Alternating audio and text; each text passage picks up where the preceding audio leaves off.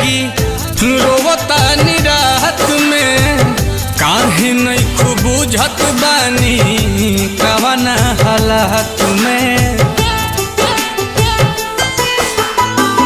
निंदियो नया वे जागी रोवता निरात में काहे नहीं खूब बुझत बानी कवना हालात में। आफत में पड़ल बा पावरा चन चन कहत रही हसचहू में चैन भइलू मले पयबू कहे जा हे जा। चन चन कहत रही हसचहू में चैन भइलू मले पयबू कहे जा।